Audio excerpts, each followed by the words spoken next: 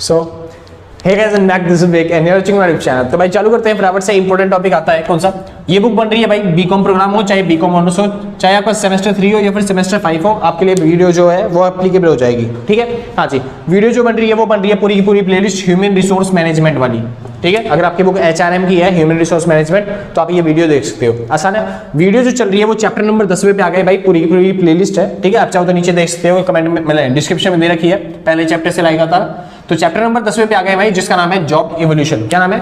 Job evolution. ठीक है, बस थोड़ी सी दिक्कतें हैं क्या, किसी बुक में तो मतलब कि जो बीकॉम प्रोग्राम है या फिर बीकॉम ऑनर्स इतना ध्यान नहीं है माइंड में, लेकिन किसी बुक में दे रखा है भाई चैप्टर नंबर 12 इसी को, और किसी बुक में दे रखा है चैप्टर नंबर 10 इसी को। बस अगर आपको देखना हो तो देख लेना, वरना इतना मेन रहता नहीं मोटिव। ठीक है, क्योंकि पढ़ना तो है ही भाई, फिर भी क्योंकि इस चैप्टर में से आएगा, मतलब इस बुक में को तो पढ़ना ही है। हाँ जी, तो चैप्टर नंबर 10 दे रखा है किसी बुक में और किसी बुक में रखा है चैप्टर नंबर 12। अपना ध्यान से देख लेना भाई किसकी बुक में कौन सा है। ठीक है, तो ध्यान से क्या देखना, हमें पढ़ना तो है ही भाई दोनों चैप्टर, तो चाहे किसी बुक में हो देखिए ध्यान से फटाफट से। तो चालू करते हैं। चैप्टर नंबर 10 पूरा सेम है भाई, जॉब इवोल्यूशन पूरा सेम है, मैंने देख लिया पहले से, चेक कर लिया है। ठीक है, आपको चेक करने की जरूरत नहीं है, आराम से। हाँ जी, तो चालू करता हूँ जॉब इवोल्यूशन। तो चालू करने से पहले कुछ एक इंपॉर्टेंट चीज सर आपको पता ही है सर, अगर किसी को नोट्स परचेज करें तो आप इस नंबर पर कॉन्टैक्ट करके मिनिमम अमाउंट जो भी होगा वो पे करके नोट्स परचेज कर सकते हो। हमारा नंबर दे रखा है 8059639586। क्या नंबर है? 8059639586। आसान है, तो आप इस नंबर पर कॉन्टैक्ट करके आराम से नोट्स परचेज कर सकते हो। जो भी मिनिमम अमाउंट होगा आप व्हाट्सएप पे करके नोट्स परचेज कर लोगे। आसान है भाई, कॉन्टैक्ट करने के लिए भाई व्हाट्सएप का यूज करना। ठीक है, और कॉल मत करना ज्यादा से ज्यादा, क्योंकि कभी हम बिजी मिल जाते हैं, कभी आप लोग बिजी मिलते हो, तो इस वजह से दिक्कत हो जाती है। व्हाट्सएप कॉन्टैक्ट करो ना ज्यादातर, तो हम ज्यादा से ज्यादा रिप्लाई देने की कोशिश करते हैं, जल्दी से जल्दी रिप्लाई देने की कोशिश करेंगे।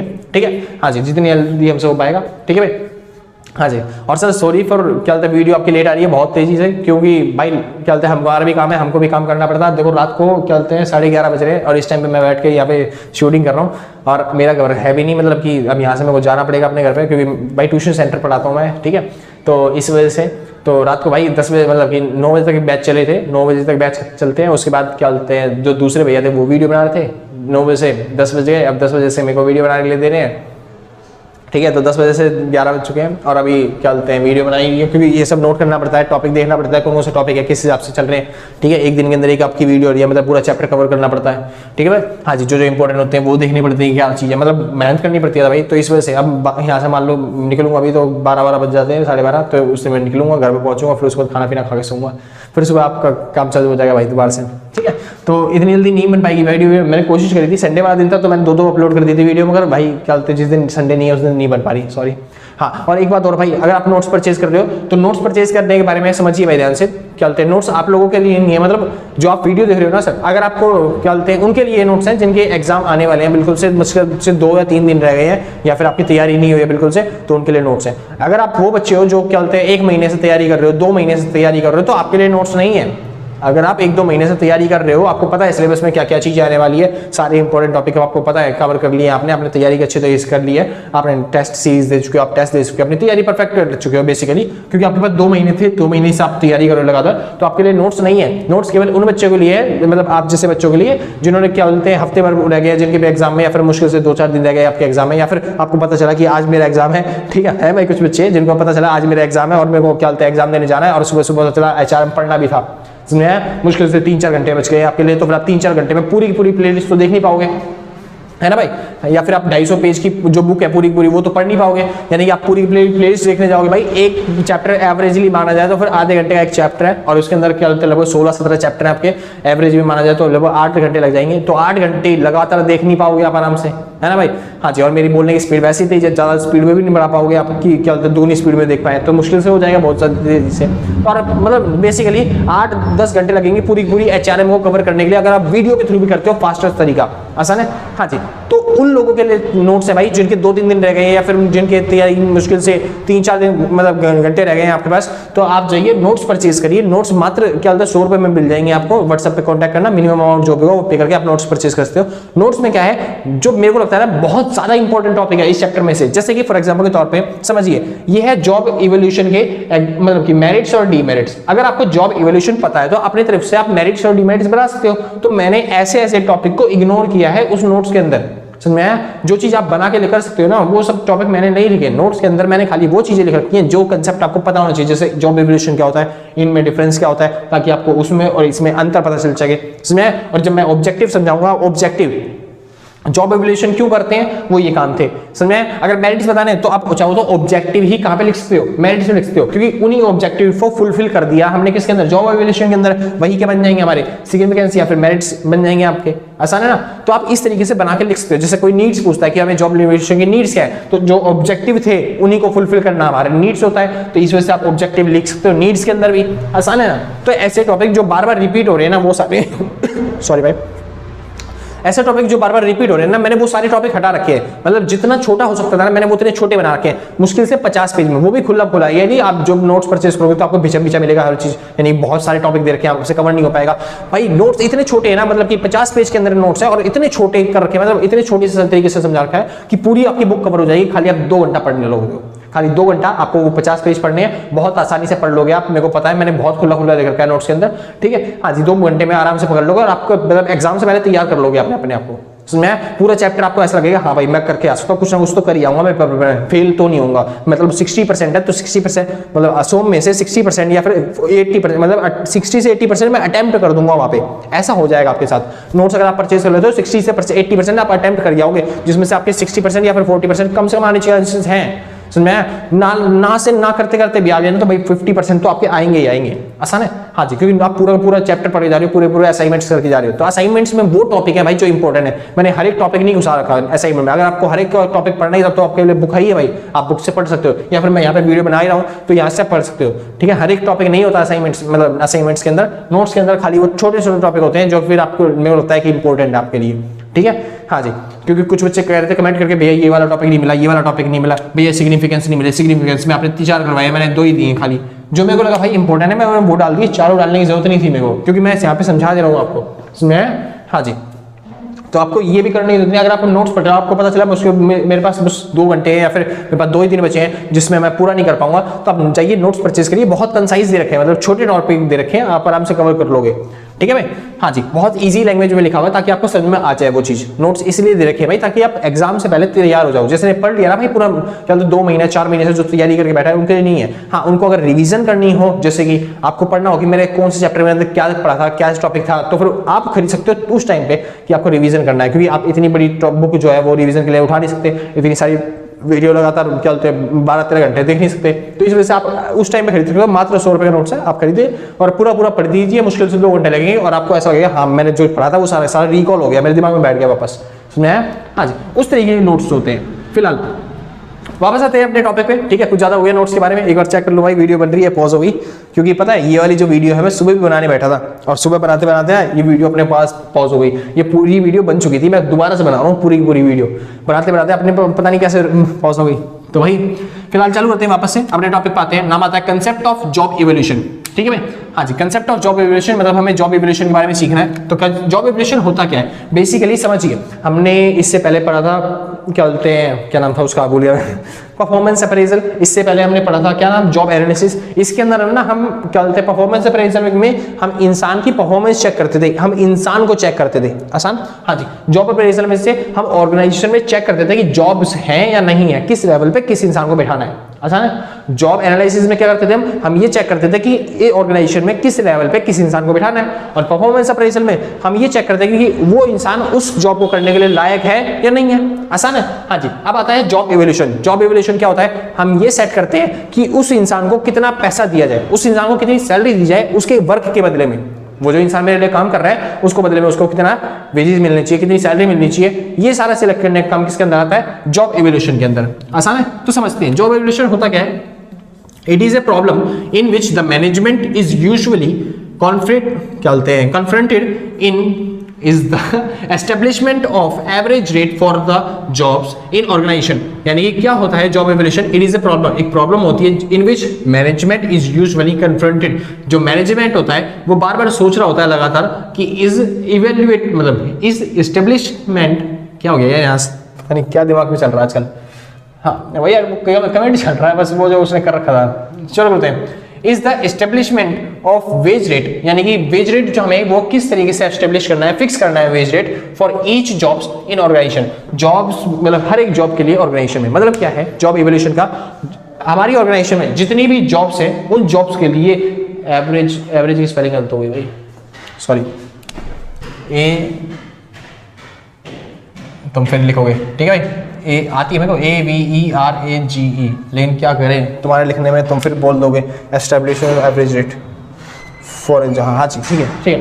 तो एवरेज वेजेस ना एवरेज नहीं है वो, वेजेस है वो, वेजेस ही था वो, WAGES, वेजेस है भाई, वेज रेट, ठीक है। हाँ जी, तो क्या होता है जॉब इवोल्यूशन, इसमें क्या होता है ऑर्गेनाइजेशन के अंदर जितनी भी जॉब्स हैं उनको काम करने के लिए, जितने भी एम्प्लॉय हमने हायर किए हैं उनको किस लेवल के लोगों को किस लेवल के जॉब्स के लिए किस लेवल की उनको सैलरी दी जानी चाहिए, उसी को फिगर आउट करना, उसी को क्या कहते हैं कैलकुलेट करना, क्या कहलाता है जॉब इवोल्यूशन। जॉब इवोल्यूशन बस सिंपल सा है कि जो हमारे पास ऑर्गेनाइजेशन में काम कर रहे हैं उन लोगों को कितनी कितनी सैलरी दी जाए, सिंपल ना भाई। हाँ जी, चालू करते हैं। जॉब एनालिसिस और जॉब इवोल्यूशन में डिफरेंस क्या है? पहली चीज प्रोवाइड बेसिक डाटा, यानी जो जॉब इवोल्यूशन जॉब एनालिसिस होता है वो बेसिक डाटा प्रोवाइड करता है क्या कि हमें इस जॉब के लिए इतने लोगों की जरूरत है, आसान है। हाँ जी, यानी जॉब के बारे में बताता है कि हमें इतने लोगों की जरूरत है इस काम को करने के लिए, ठीक है। जबकि जो जॉब इवोल्यूशन होता है उसके अंदर मेजर करी जाती है वैल्यूज, यानी कि जो बंदे हम लगाएंगे उनको कितनी सैलरी देनी पड़ेगी, वो चीज डिटरमाइन करने का काम किसका होता है? जॉब इवोल्यूशन का होता है। आगे चलते हैं। जॉब एनालिसिस करता क्या है? इवैल्यूएट ओनली जॉब्स, ये केवल जॉब्स को इवैल्यूएट करता है, उनकी वर्थ को नहीं, इनकी कीमतों को नहीं।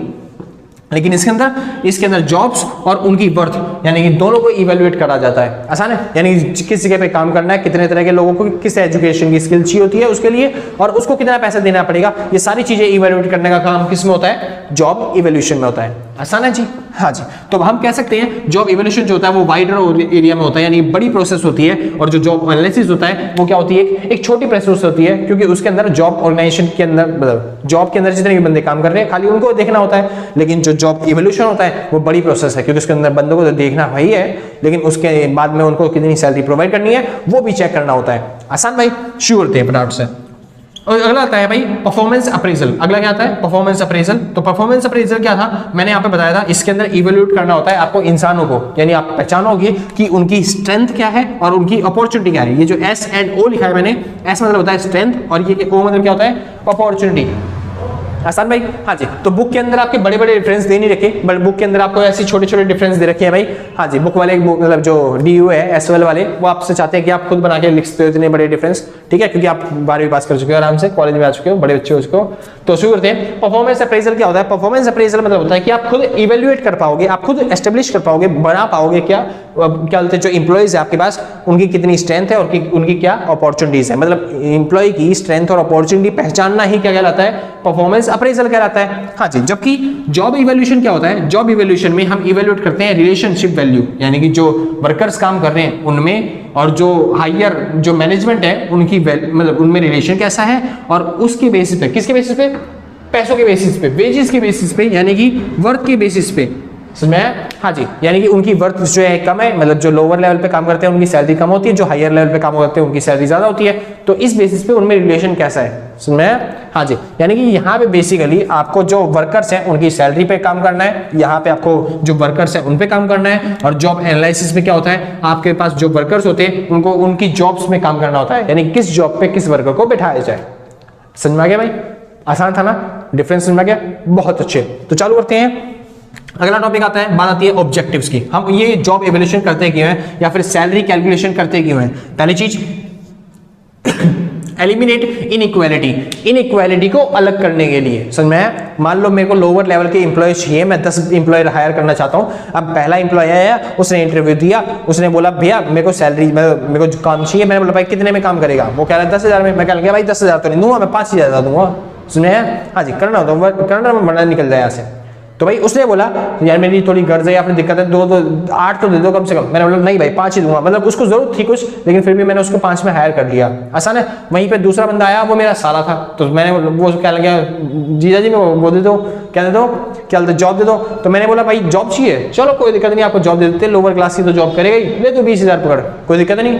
हाँ जी, तो इससे क्या होता है? इनइक्वालिटी फैलती है कि एक ही लेवल पे काम करने वाले जो एम्प्लॉइज है वो सोचते हैं मेरे को तो कम सैलरी दे रहे हैं, और वो सोच रहा है मेरे को ज्यादा सैलरी देते हैं। इस वजह से कहते हैं उसमें दिक्कतें होने के चांसेस है फर्म में। तो इस वजह से भाई क्या करते हैं हम? इवन मतलब ये क्या करता है, ये हेल्प करता है क्या करने में, एलिमिनेट करने में इक्वालिटी, इनइक्वालिटी को, यानी कि जो इनइक्वालिटी होती है, असमानता होती है, उसको हटाने में क्या करता है, सहायता प्रदान करता है, मदद करता है। आगे चलते हैं, बेस फॉर डिफरेंट जॉब, जो क्या बोलते हैं जॉब इवोल्यूशन है ना, वो एक बेस तैयार कर देता है कि अगर आप लोअर लेवल पे काम करवाना चाहते हो तो आपको कम से कम से मतलब 10 से 5,000 मतलब 5 से 10,000 तक की सैलरी देनी पड़ेगी किसी भी इंप्लॉइज को। आसान है, ये एक बेस है उसके लिए कि अगर आप इस लेवल पे काम करोगे तो 5 से 10,000 सैलरी मिलेगी। अगर आप मैनेजर मतलब कि एचआर लेवल पे काम करना चाहते हो तो फिर आपको 15 से 20,000 की सैलरी मिलेगी, ये एक बेस तय कर दिया। अगर आप मैनेजर लेवल पे काम करना चाहते हो तो फिर आपको 25 से 30,000 की सैलरी मिलेगी, ये एक बेस तैयार कर दिया। मतलब कि जॉब इवोल्यूशन क्या करता है, एक तरीके से बेस तैयार कर देता है कि आपको उम्मीद मिल जाती है कि आप इस तरीके से क्या करोगे, काम करोगे। आसान है ना, हाँ जी, इतना आप काम करोगे, इस लेवल पे आप काम करोगे, इस तरीके से आपका काम होगा और इस तरीके से काम नहीं करना। सिंपल बात है भाई। हाँ जी, आपको अगर इस लेवल पे काम कर रहे हो तो आपको इतनी सैलरी मिलेगी, अगर आप इस लेवल पे काम कर रहे हो तो आपको इतनी सैलरी मिलेगी। ये काम किस कौन करता है, जॉब इवोल्यूशन। सिंपल बात है भाई, बेस तैयार कर देता है बेसिकली। शुरू करते हैं, एप्रोप्रिएट सैलरी स्ट्रक्चर। ये क्या बनाता है, एक एप्रोप्रिएट सैलरी स्ट्रक्चर बना देता है, यानी कि जिससे सैलरी के हिसाब से जो एम्प्लॉइज हैं वो सैलरी के हिसाब से कभी लड़ाई ना करें, यानी कि उनको पता चले भाई अगर आप इस लेवल पे काम कर रहे हैं तो हमको इतनी सैलरी एक्सपेक्टेड है, हमको इतनी मिलेगी। अगर हम थोड़े बड़े लेवल पे काम कर रहे हैं तो जाहिर सी बात है हमें थोड़ी बड़ी सैलरी मिलेगी, ज्यादा सैलरी मिलेगी। आसान है, हाँ जी। तो एक एप्रोप्रिएट सैलरी स्ट्रक्चर तैयार करता है। अगला, बोनस, इंसेंटिव, ये सब देने में हेल्प करता है कौन, जॉब इवोल्यूशन। तो ये सब ऑब्जेक्टिव है। अब यही चाहिए तो आप उसके मेरिट्स में लिखते हो कि फायदे क्या होते हैं, ये बोनस और सैलरी देने में हेल्प करता है, ये काम करता है, ये काम करता है, वही टॉपिक है, चाहे वहां पे लिख दो, मगर वहां पे अलग है थोड़े से तो मैं अलग बता रहा हूं। अब ये टॉपिक भी उतार के वहां पे लिख सकते हो, इस वजह से मैं कम लिखे हैं, 4 ये हो गए, 4 ये हो गए, आप 8 टॉपिक बना सकते हो उसके अंदर। आसान भाई, हाँ जी। शुरू करते हैं आगे। अगला चलते हैं, principle of job evolution. Job evolution अगर आप करने जा रहे हो तो उसके रूल्स क्या है, आपको क्या करना चाहिए जॉब इवोल्यूशन करने के टाइम पे, यानी सैलरी डिटरमाइन करने के टाइम पे आपको क्या क्या काम करने चाहिए, वो टॉपिक से। पहली चीज, कंसीडरेशन ऑफ जॉब्स। आपको जॉब्स को ध्यान में रखना चाहिए, कौन सा इंसान किस तरह की जॉब्स कर रहा है। अगर कोई इंसान लोअर लेवल की जॉब कर रहा है तो उसको सैलरी भी उसके हिसाब से मिलनी चाहिए। कोई अगर हायर लेवल की जॉब कर रहा है, ज्यादा प्रेशर पड़ रहा है उसके ऊपर, तो उसको सैलरी भी उस हिसाब से मिलनी चाहिए। आसान है, हाँ जी। कंसीडरेशन ऑफ जॉब्स, आपको जॉब को ध्यान में रखना पड़ेगा। शुरू करते हैं, अगली चीज, क्लियरिटी। आपको पता होना चाहिए उसकी जो जॉब है वो किस तरीके की है। जैसे कि फॉर एग्जांपल के तौर पे मान लो कोई हायर लेवल पे है लेकिन उसकी जॉब में बहुत सारा आराम है भाई, कि वो काम करना ही नहीं है, कहते हैं महीनों में एक बार आ जाएगा कोई काम तो कर देंगे वरना कोई बात ही नहीं है, तो उस टाइम पे उसको सैलरी उतनी देना मुनासिब नहीं होता या फिर अच्छा नहीं होता, तो आप उसकी सैलरी कम करो। बल्कि जो ऐसे बंदे हैं जिनकी लगातार सैलरी ज्यादा होती है, यानी कि आपको क्लियरिटी है कि ये बंदा बहुत मेहनत करता है अपने काम में, उसकी सैलरी क्या होनी चाहिए, ज्यादा होनी चाहिए। आसान है, तो आपके उसके काम के बारे में क्या होनी चाहिए, क्लियरिटी होनी चाहिए आपके पास। अगली चीज, पुलिंग ऑफ नॉलेज।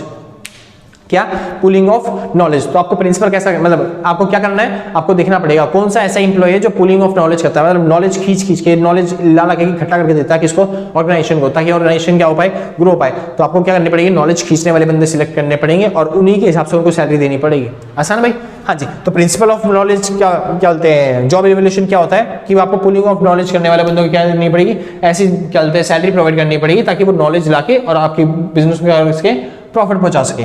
आगे चलते हैं, grouping of jobs. Grouping of jobs मतलब क्या होता है, ग्रुपिंग ऑफ जॉब्स आपको डिटरमाइन करनी पड़ेगी कुछ चीजें। देखो सैलरी देनी है आपको अपने एम्प्लॉयज को, लेकिन वो अलग तरीके से हो सकते हैं। कोई कई बार क्या होते हैं, जो ग्रुप होते हैं ना उसमें आ जाते हैं बंदे काम करने के लिए। जैसे कि फॉर एग्जांपल मान लो मेरे पास एम्प्लॉयज नहीं थे, मैं एक फर्म खोलना चाह रहा था लेकिन मेरे पास एम्प्लॉयज नहीं थे, मेरे को प्रोडक्शन करना था, ऑर्डर आ चुका था, ठीक है। तो मैं एक बंदे को करके लेके आया, वो बंदा कह रहा है सर मैं आपका काम करवा दूंगा। मैंने बोला कैसे काम करवा देगा, कह रहे मेरे पास बंदे हैं बहुत ज्यादा, मैं काम करवा दूंगा। तो मैंने क्या बोला, भाई तू एक बंदा है काम करवाने के लिए, क्या मैं तो 10,000 रुपये दूं? नहीं सर ऐसे नहीं है, जैसे ठेकेदारी का सिस्टम होता है। जैसे मान लो मेरे को कोई घर बनवाना है, आसान है, घर बनवाने के लिए मेरे को पता है मेरे को 4 मिस्त्री रखने पड़ेंगे, एक लेबर रखना पड़ेगा, ठीक है। लेकिन वहीं पे एक ठेकेदार आता है, ठेकेदार बोलता है मैं आपका घर बनवा दूंगा, तो क्या एक ही बंदे की उसको सैलरी देनी पड़ेगी? नहीं, उसको सैलरी देनी पड़ेगी, क्या बोलते हैं वो मोलेगा जितना पैकेज होगा उसके हिसाब से। वो बोलता है कि मेरे को लेने पड़ेंगे 10 लाख रुपए, तो मेरे को 10 लाख रुपए देने पड़ेंगे। क्यों? क्योंकि वो जो एक बंदा है वो भी तो अपने नीचे, मतलब जो ठेकेदार है वो भी तो अपने नीचे मेंबर रखेगा, उनको भी तो सैलरी बांटेगा ना। हाँ जी, तो हमको ग्रुप के हिसाब से पैसे देना पड़ेगा। अब ये नहीं कि मैंने खाली ठेकेदार से बात करी तो मैं ठेकेदार 10,000 रुपए दे दूंगा उसको काम करने के लिए, कोई आएगा ही नहीं काम करने के लिए इसमें। हाँ जी, क्योंकि उस काम को करने के लिए 10,000 मतलब मान लो 10 बंदे भी लग रहे हैं तो आपको 10,000 बंदों के हिसाब से काम सैलरी देनी पड़ेगी, समझ में आया? हाँ जी, तो अगर आप ग्रुपिंग ऑफ जॉब्स में कोई काम करवा रहे हो तो सैलरी भी क्या नहीं होगी, ग्रुप के हिसाब से आपको देनी पड़ेगी। आसान है, कोई ऐसा बंदा है जो नॉलेज क्या बोलते हैं पुलिंग करने का काम करता है, नॉलेज खींचने का काम करता है, तो आपको उसके हिसाब से उसको सैलरी देनी पड़ेगी। क्लियरिटी के हिसाब से जो जितने ज्यादा जॉब्स क्लियर करेंगे उसके हिसाब से आपको सैलरी देनी पड़ेगी। अगला आता है सिलेक्टिव फैक्टर, और कुछ फैक्टर ऐसे भी होते हैं जिसके हिसाब से आपको देखना पड़ेगा कि उसको कितनी सैलरी दी जाए। जैसे स्किल्स, कोई ज्यादा स्किल्स वाला है तो ज्यादा सैलरी, कम स्किल्स वाला है तो कम सैलरी, नॉलेज, ज्यादा नॉलेज है तो ज्यादा सैलरी मिलेगी, कम नॉलेज है तो मतलब कम सैलरी मिलेगी। आसान है। ये ऐसे फैक्टर्स हैं जो आपको ध्यान में रखने पड़ेंगे जब आप किसी को जॉब मतलब सैलरी देने के लिए डिसाइड करते हो। आसान है। हाँ जी, ये अलग तरीके से जिस तरीके से आप डिसाइड कर सकते हो किसको कितनी सैलरी मिलेगी और किसको कितनी सैलरी नहीं देनी। ठीक है। अगला आता है भाई प्रोसेस ऑफ जॉब इवोल्यूशन, किस तरीके से लोगों को सैलरी दी जाए उसकी बात है। जॉब इवोल्यूशन कैसे करी जाए, मतलब पूरा प्रोसेस है कैसे आप सैलरी दे सकते हो। ठीक है। पहली चीज गेनिंग एक्सेप्टेंस, जो आपका मैनेजमेंट है उससे एक्सेप्टेंस लो। क्या एक्सेप्टेंस लो कि हमको सैलरी देनी है वर्कर्स को, तो कितनी सैलरी दी जाए, क्या एक्सेप्टेंस लेनी है, कितनी सैलरी दी जाए, यानी कि 1 लाख रुपए, 10 लाख रुपए, 50 लाख रुपए सैलरी पे कितने पैसे देने, मतलब टोटल जो फर्म में जितना भी काम है उतना खर्चा कितना करना है, सैलरी पे कितना खर्चा करना है। आसान है। तो पहली चीज आपको एक्सेप्टेंस लेनी पड़ेगी किससे, टॉप मैनेजमेंट से, ताकि वो क्या कर सकते हैं बता सके कि हमारा फंड कितना है या फिर हमारा बजट कितना है, कितने एम्प्लॉयज को हायर करके कितनी सैलरी देनी पड़ेगी। आसान है। उसके बाद क्रिएटिंग कमेटी, उसके बाद आपको क्रिएट करनी पड़ेगी क्या, कमेटी, एक वो बनाना पड़ेगा, 2-3 बंदों को मिला के कमेटी बनानी पड़ेगी जो कि ये एनालाइज करेंगे कि जो बंदे हैं वो कितने काम कर रहे हैं हमारी जॉब में, जितने हमारी को जरूरत थी उतने लोग काम कर रहे हैं या नहीं कर रहे हैं। अगर उससे ज्यादा कर रहे हैं तो सैलरी को और कम किया जाएगा, क्योंकि ज्यादा लोगों में बांटनी पड़ेगी वो सैलरी। हाँ जी, अगर बंदे कम काम कर रहे हैं तो फिर सैलरी ज्यादा मिलेगी, तो इस वजह से सैलरी का ग्रुप ज्यादा बनाया जाएगा। आसान है। हाँ जी, तो क्रिएटिंग कमेटी, आपको एक कमेटी बतानी पड़ेगी जो ये सब काम करेगा। उसके बाद उस कमेटी को भेजना पड़ेगा फाइंडिंग जॉब्स टू इवैल्यूएट, अब उसको भेजना पड़ेगा कमेटी को कि जॉब को इवैल्यूएट करो, किस बंदे को कितनी सैलरी मिलनी चाहिए, लोअर लेवल पे कितने बंदे हैं, अपर लेवल पे कितने बंदे हैं काम करने वाले। आसान है। ये इवैल्यूएट करने पड़ेगा कमेटी को। आगे चलते हैं। फिर एनालाइज, जो भी आप डाटा लेके आए, जैसे लोअर लेवल पे 10 बंदे हैं, जो अपर लेवल है उस पर 2-3 बंदे हैं, जो क्या बोलते हैं मतलब मेजर लेवल है या फिर जिसे बोलते हैं कौन सा लेवल, हाँ जी मैनेजर लेवल, उस पर केवल एक ही इंसान है। तो इस तरीके से आपने अगर एनालाइज कर लिया सारी चीजें, अब आपको मतलब एनालाइज करना पड़ेगा किस लेवल पे कौन से बंदे हैं। आसान है भाई, किस तरीके के लोग काम कर रहे हैं। आगे चलते हैं। अगला आता है मेथड सिलेक्शन, अब आपने ये डिसाइड कर लिया कि आपके पास कितने लोग हैं और किस लेवल पे काम कर रहे हैं और वो किस तरीके के काम करते हैं। आसान है। अब आपको मेथड सिलेक्ट करना पड़ेगा। मेथड क्या सिलेक्ट करना पड़ेगा कि आप किस तरीके से उनको सैलरी प्रोवाइड करोगे। आसान है। सैलरी प्रोवाइड करने के भी अलग अलग मेथड है, जो कि ये सारा खत्म होने के बाद अगले पार्ट में आएंगे। ठीक है भाई। हाँ जी, मेथड ऑफ सिलेक्टिंग के मतलब मेथड ऑफ जॉब इवैल्यूएशन के वो बाद में बताऊंगा टॉपिक क्या होते हैं। ठीक है भाई, इसका पूरा एक क्लिप आएगा, बहुत बड़ी टॉपिक है, बहुत ज्यादा टॉपिक है। चालू करते हैं भाई। अगला, उसके बाद मेथड सिलेक्ट अगर आपने कर लिया कि किस मेथड से आप सैलरी दोगे, उसके बाद क्लासिफाइंग जॉब मेथड आपने सिलेक्ट किया है, उसमें अलग अलग तरीके से क्लासिफाई किया जाएगा भाई। जैसे कई बार होता है सैलरी एज के हिसाब से मिलती है, कई बार सैलरी होता है वर्क के हिसाब से मिलती है, कई बार सैलरी होता है प्रोडक्शन के हिसाब से मिलती है। तो अलग तरीके से क्या करा जाएगा, लोगों को बांटा जाएगा, अलग अलग कैटेगरी बनाई जाएगी लोगों की। तो क्लासिफिकेशन करना पड़ेगा आपको यहाँ पे जॉब्स का। उसके बाद इंस्टॉलिंग प्रोग्राम, अब जो आपने प्रोग्राम बनाया था, जो आपने बताया था भाई इस कैटेगरी के लोगों को इतनी सैलरी मिलेगी, इस कैटेगरी के लोगों को इतनी सैलरी मिलेगी, वो प्रोग्राम आपको क्या करना पड़ेगा, इंस्टॉल करना पड़ेगा। यानी जॉब मेथड आपने अप्लाई था, जो मेथड आपने अपनाया था उस मेथड को अप्लाई करना पड़ेगा उनके ऊपर। ठीक है। उसके बाद रिव्यूइंग पीरियडिकली, अब आपको हर पीरियडिकली यानी टाइम टू टाइम आपको चेक करना पड़ेगा कि जो आपका सैलरी वाला काम है, प्रोग्राम है, वो ठीक से काम कर रहा है या नहीं। क्योंकि कुछ बंदे ऐसे होते हैं जो जा रहे होते हैं छोड़ के, क्योंकि सैलरी कम होती है। तो अगर कुछ बंदे जा रहे हैं तो फिर उनकी सैलरी बढ़ानी पड़ेगी भाई। ठीक है ना। हाँ जी, तो इस तरीके से आपको क्या करना पड़ेगा, रिव्यू करते रहना पड़ेगा कि आपने जो प्रोग्राम बनाया है वो ठीक से काम कर रहा है या फिर नहीं कर रहा। सिंपल था भाई, एक बार चेक कर लो भाई, क्योंकि वीडियो अगर खराब हो गई या फिर दिक्कत हो गई तो ज़्यादा दिक्कत हो जाएगी। चलो भाई चालू करते हैं, अच्छे तरीके से चल रही है। हाँ जी, शुरू करते हैं। टॉपिक आता है भाई सिग्निफिकेंस ऑफ जॉब इवोल्यूशन। अब फायदे क्या होते हैं अगर आप जॉब इवोल्यूशन कर रहे हो। पहली चीज वैल्यूएबल टेक्निक, इससे क्या होती है भाई, एक वैल्यूएबल टेक्निक मिल जाती है, यानी कि वैल्यूएबल जो वर्कर होते हैं वो टिके रह जाते हैं हमारे पास। क्यों? उनके पास हमारे पास एक अच्छी टेक्निक है जिस तरीके से हमको उनको वो दे सकते हैं जो वो चाहते हैं। आसान है। हाँ जी, फॉर एग्जाम्पल के तौर पे कोई वर्कर चाहता था मेरे को 10,000 रुपए मिले, हमने एक कैटेगरी बना रखी है भाई, अगर आप इस लेवल पे काम करो तो आपको 10,000 मिल जाएंगे। अगर कोई वर्कर चाहता था मेरे को 15,000 मिले, तो उसको पता है उसको 15,000 कम मिलेंगे। जब वो 10,000 वाली कैटेगरी से निकल के हायर लेवल पे काम करेगा हमारे लिए, तो उसको कितने मिलेंगे, 15,000 मिलेंगे। तो हमने क्या बना दिया, एक वैल्यूएबल टेक्निक बना दी, क्या बोलते हैं, सैलरी डिटरमाइन करने की, सैलरी देने की। अगले मेंटेनिंग रिलेशनशिप, इससे जो रिलेशनशिप है ना वर्कर्स के बीच में वो बहुत अच्छा रहता है, क्योंकि ये भेदभाव नहीं होता है भाई ये साला है उसका मैनेजर है, इस पर ज्यादा सैलरी मिल रही है, ये कम है, मतलब कि इसको कुछ नहीं मिल रही इस वजह से। तो भाई यहाँ पे मेंटेन रहता है क्या, रिलेशनशिप, अच्छा रिलेशनशिप रहता है सारे एम्प्लॉयज के बीच में, क्योंकि सबको सैलरी जो होती है वो ओरिजिनल मिल रही होती है, जो बेस निर्धारित होता है उसके हिसाब से मिल रही होती है। ठीक है। स्टैंडर्ड ऑफ प्रोसेस, मतलब स्टैंडर्डाइज ऑफ प्रोसेस, ये जो प्रोसेस है पूरी एक स्टैंडर्ड तरीका है भाई। पूरा मेथड जब आपको बताऊंगा तो पूरा मेथड है जिस मेथड को आप यूज करके करते हो, प्रोसेस है एक पूरी मतलब जॉब इवोल्यूशन एक प्रोसेस है जिसके थ्रू आप क्या करते हो, सैलरी डिसाइड करते हो। आसान है ना? हाँ जी, तो एक प्रोसेस को ही फॉलो करना पड़ता है इसके अंदर, इसलिए ये बहुत थोड़ा आसान पड़ जाता है, आसान प्रोसेस बन जाती है, क्योंकि हमें एक काम ही करना होता है लगातार, हमें ज्यादा दिमाग नहीं लगाना होता अगला। ठीक है, rate for jobs not for man. यहाँ पे हम क्या करते हैं, रेट देते हैं, मतलब जो सैलरी वेज हम देते हैं, यानी जो उसको सैलरी दी जा रही है, जो उसको पैसे दिए जा रहे हैं, वो किसके लिए दिए जा रहे हैं, वो उसके काम के बदले में दिए जाते हैं, कोई इंसान के बदले में नहीं कि हट्टा कट्टा इंसान है, मोटा है ये इंसान तो इसको सैलरी ज्यादा दो, या फिर ये कम इंसान है या फिर कमजोर इंसान है तो इसको सैलरी कम दो या फिर मत ही दो। इसमें ऐसे इंसान के बदले में सैलरी नहीं दी जा रही है, यहाँ पे किसके बदले में दी जाती है, जॉब्स के बदले में। तो जॉब इवोल्यूशन का काम होता है सैलरी देना, वो भी किसके बदले में, जॉब्स के बदले में, कि जॉब जितना वो काम करेगा उतनी सैलरी दी जाएगी, अगर काम नहीं करा तो सैलरी नहीं दी जाएगी। आसान है, बहुत अच्छा। शुरू करते हैं बात की दिक्कतें। जब आप जॉब इवोल्यूशन करते हैं तो वहां पे दिक्कतें क्या होती हैं। पहली, नो स्टैंडर्ड लिस्ट, कोई स्टैंडर्ड लिस्ट नहीं होती भाई। जो मालिक होता है वो बोलता है हमको सबको अपनी अपनी जॉब दे दी है, जो वो बता देता है कि मैं अपने काम के करवाने के लिए इतनी सैलरी देना चाहता हूँ, तो हमें उसी क्राइटेरिया को ध्यान में रख के अपनी लिस्ट बनानी होती है। तो इसके लिए कोई फिक्स नहीं है कि भाई हम ये प्रोडक्शन करने जा रहे हैं तो इतनी सैलरी दोगी, क्योंकि अलग अलग लेबर अलग तरीके से काम करते हैं ना भाई। फॉर एग्जाम्पल के तौर पर मान लो कि एक नॉर्मल लेबर है, जैसे कि मान लो कोई फोन असेंबल करने का काम करता है, तो उसमें ज्यादा खतरा है नहीं, खाली फोन असेंबल करने है तो उसको 10-15 हज़ार रुपए जॉब दे दो, कोई दिक्कत नहीं है, उनकी नॉर्मल काम कर रहा है वो। लेकिन एक लेबर वो भी होते हैं जो बड़े बड़े बिजली के खंभों के तार होते हैं, उस पर चलते हैं, चढ़ के उस पर तारों जोड़ते हैं, जो खराब हो जाती है उन तारों को। इलेक्ट्रिक का काम है भाई, बहुत ज्यादा मुश्किल काम होता है, ठीक है ना, गर्मी के मौसम में इतनी ऊपर तक चलना खंभों के ऊपर, ठीक है भाई। हाँ जी, और करंट से बड़ी हुई तारों को जोड़ना बहुत रिस्की काम होता है, तो इस वजह से उनको सैलरी भी क्या देनी चाहिए, ज्यादा मिलनी चाहिए। तो जिस तरीके से काम कर रहे होंगे वो उस तरीके से सैलरी देनी पड़ेगी। आसान भाई।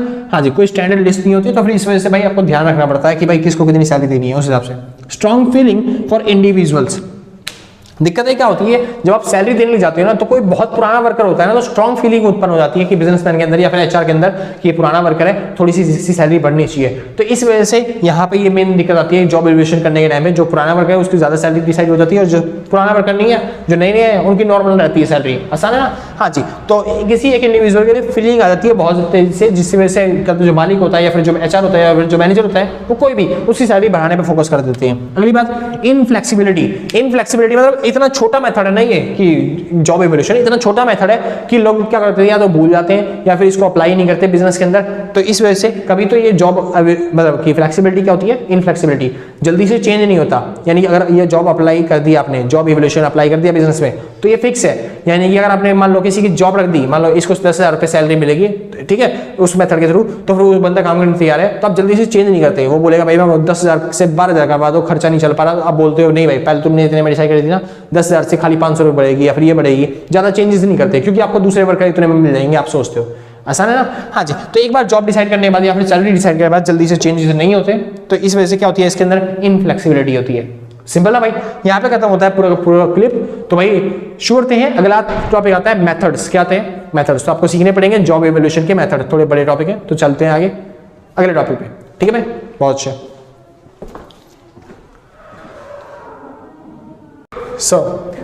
हाँ भाई, तो शुरू करते हैं फटाफट से, अपने आते हैं अगले टॉपिक पे, ठीक है भाई। यहाँ पे आता है भाई मेथड्स ऑफ जॉब इवोल्यूशन। तो जो हम सैलरी प्रोवाइड करते हैं वर्कर्स को काम करने के लिए, ये सबसे बुरे लगते हैं मेरे को बहुत इंसान।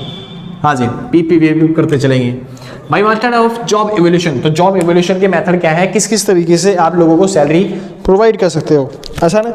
हाँ जी। तो शुरू करते हैं जॉब इवोल्यूशन के मेथड्स, ठीक है भाई, चालू करते हैं फिलहाल। तो जॉब किस किस तरीके से सैलरी प्रोवाइड कर सकते हो, इसके 4 मेथड है। पहला मेथड आता है रैंकिंग मेथड। आप अपने एम्प्लॉयज को रैंक दे सकते हो, जैसे अकाउंटेंट को थोड़ी फर्स्ट रैंक दे दी, ठीक है, और जो क्लर्क अकाउंटेंट है वो सेकंड रैंक पे आ गया, उसके बाद थर्ड रैंक पे जो क्या बोलते हैं परचेज असिस्टेंट था वो होगा, थोड़ा और नीचे लेवल पे आ गया चौथे रैंक पे मशीन ऑपरेटर, उसके बाद आ गया 5वें लेवल पे टाइपिस्ट, उसके बाद ऑफिस बॉय आ गया 6ठे लेवल पे। तो इस तरीके से रैंक दे दी। जो टॉप रैंक पे उसको क्या बोलते हैं 5,000 सैलरी, उसके नीचे वाले को 3200 सैलरी, उसके नीचे वाले को 3,000 सैलरी, उसके नीचे को 2500 सैलरी, फिर 1500 और 1000 सैलरी।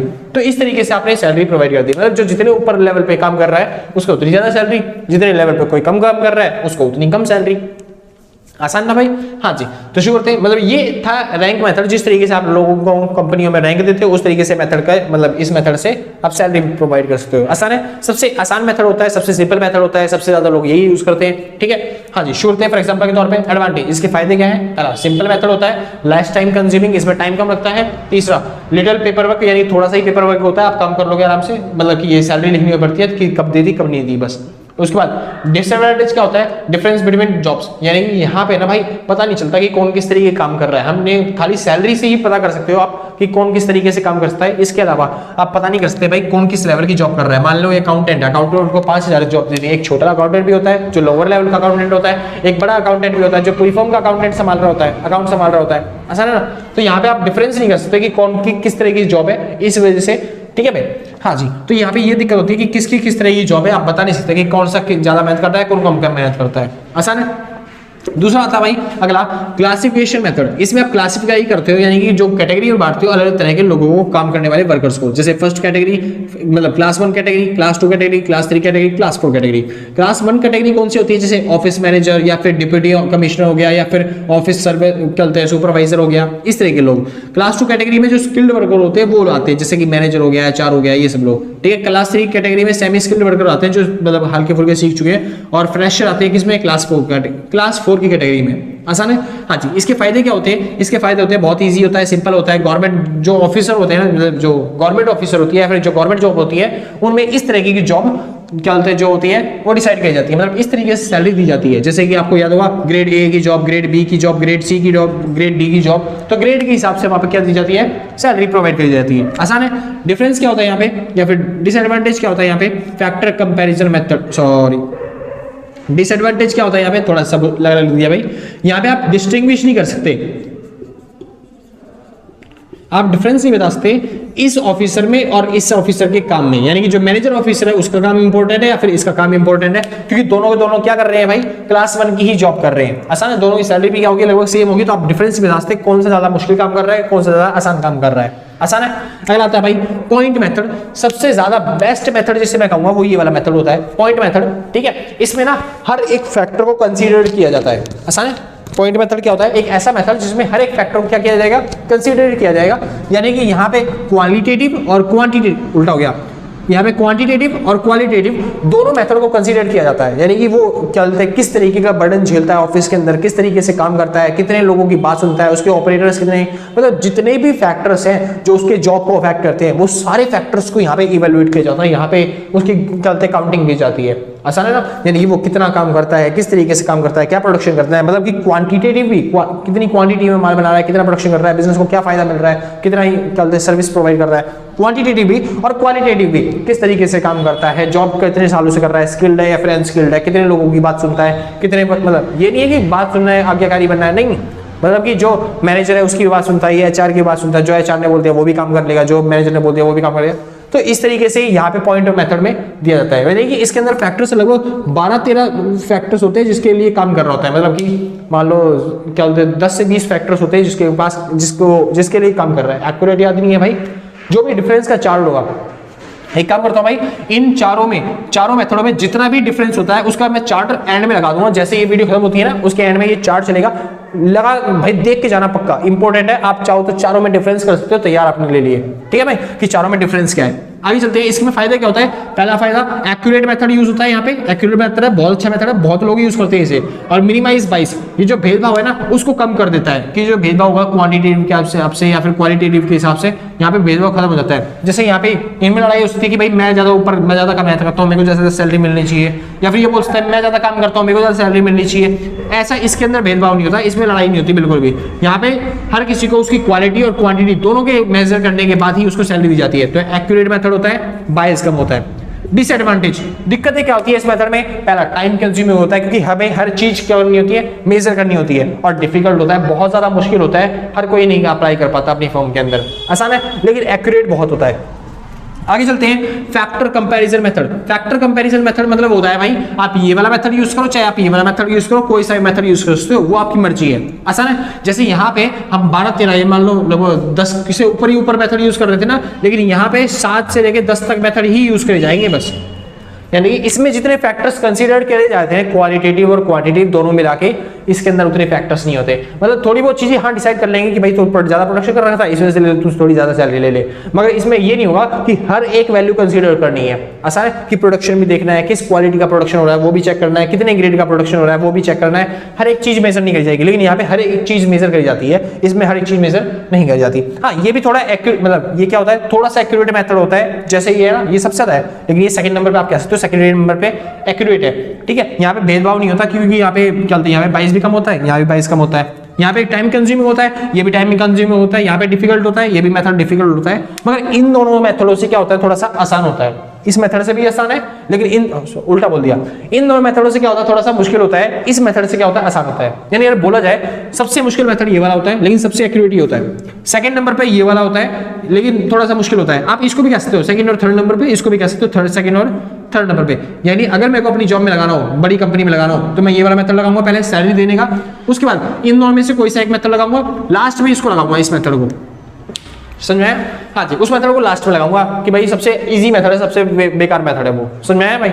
हाँ जी, ये थे मेथड किसके, सैलरी प्रोवाइड करने के लिए वर्कर्स के। और क्या बोलते हैं डिफरेंस तो आप पढ़ ही लोगे भाई, इसके बाद मैं लगा दूंगा पूरी के लिए डिफरेंस की। अगर आपको वीडियो अच्छी लग रही हो तो लाइक शेयर सब्सक्राइब कर देना भाई, बहुत ज्यादा मोटिवेशन मिलता है। क्योंकि सही बता रहा हूँ भाई साहब, जिसने लाइक कर रखा है ना, सच में भाई साहब दिल से थैंक यू, दिल से कलेजे के साथ, गुर्दे से, फेफड़ों से, हर जगह से थैंक यू है सर, सच में बता रहा हूँ।